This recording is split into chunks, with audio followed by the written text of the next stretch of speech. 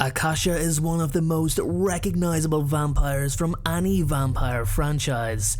In the world of the Vampire Chronicles, she's the first of her kind.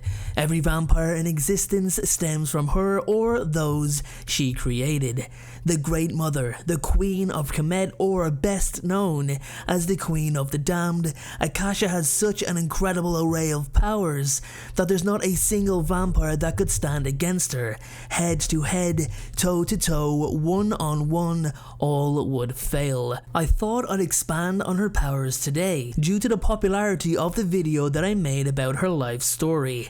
I really love how many of my viewers have embraced the Vampire Chronicles. It's amazing to see that there's still so many fans out there, despite the Vampire Chronicles being one of the oldest vampire franchises. With that being said, everyone, please enjoy today's video on all of Akasha's powers explained.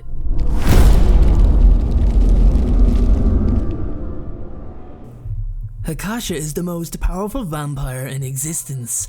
She was the first to experience all of the powers that actually come with being a vampire.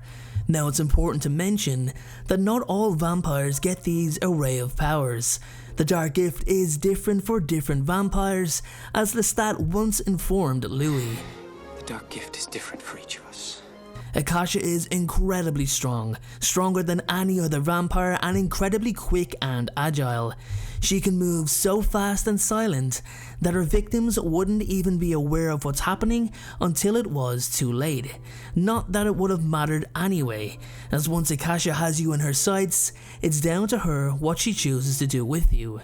Akasha also had the gift of telepathy, not only being able to read people's thoughts, but also communicate mentally. This didn't just apply to one person. Her telepathic power was so strong that she could openly read the minds of tens of twenties of hundreds of thousands of people all at once. Basically, whoever was in range, she could hear it all. It's also noteworthy to mention that Kemet, the third ever vampire to exist, highlights that any vampire with such an ability is also able to tune out their own telepathic power or suffer the overwhelming surge of minds which would drive any vampire crazy, even Akasha. The Queen of the Damned also has the gift of telekinesis, which is a power that only begins to grace vampires who are over 1,000 years old. It's through telekinesis that vampires can actually fly, as they are levitating their bodies to do so. The only exception to the 1,000-year normality for telekinesis is Lestat de Leoncourt, who gained the gift from drinking Akasha's blood, which itself has incredible properties within. Her blood actually saved Lestat's life on more than one occasion, most notably when he was set on fire by Claudia, fire being devastating to vampires. And speaking of fire, Akasha was quite a skillful pyrotechnic. She could choose whether to incinerate anyone with a wave of an arm or to instead boil their blood, cooking them from the inside out. The fire gift was very rare to come upon with most vampires, and it's not exactly proven because he was of age when learning it, but it's entirely possible Marius de Romanus gained the ability of the fire gift after he drank Akasha's blood. Akasha can also use her telekinesis to cause immediate death to any vampire by using the gift to crush the heart or skull, so technically it could be called the killing gift, but the power comes from having telekinesis. Being the first of her kind, Akasha is linked to every vampire in existence, as every vampire made came from a vampire made by a vampire made by a vampire made by Akasha, and so on, stretching back generation after generation, if you can even call vampires generational. I don't know, but I'm sure you understand the point I'm making. Because of this, the Great Mother understands the very nature of all her children. She also understands that her body is inhabited by the spirit of Amel, and through Amel is different levels of power revealed to vampires as they grow with age. She can immediately tell what level of power a vampire is at, and whether they pose a threat of any kind. She also has the ability to perfectly mimic any artistic action of others, as can any other lower level vampire do. She could learn every instrument in existence to a T. She could learn to paint to the level or better of Leonardo da Vinci, or she could even sculpt better than Michelangelo.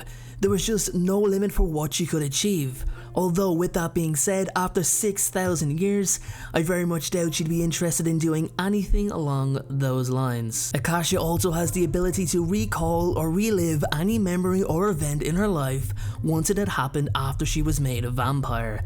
These memories never fade and is something Akasha can always revisit if she needs to do so in order to properly review what happened at the time. Vampires in general will see their human memories fade over time until they remember nothing of their human lives. This should be the case for Akasha. However, because she was in a statue-like state for so long, from a technical standpoint, she didn't live enough experiences in order for her human memories to actually fade. Akasha is also impervious to immediate sun damage, which is on the contrary for every other vampire.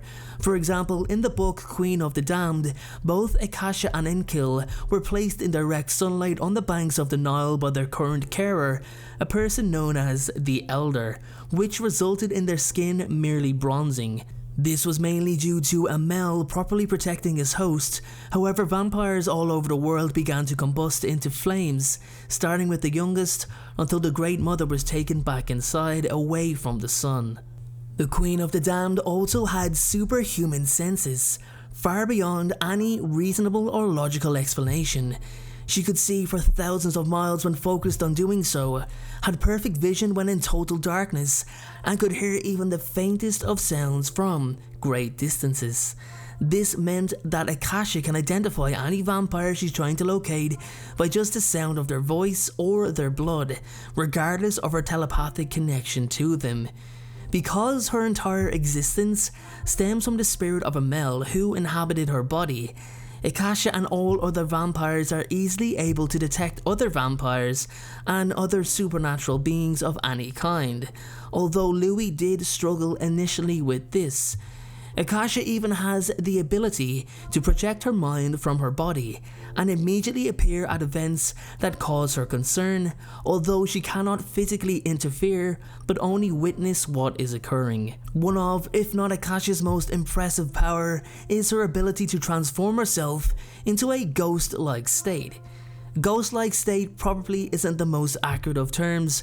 It's more like the ability to transform her body into an intangible state, which allows her to pass through walls or any solid matter.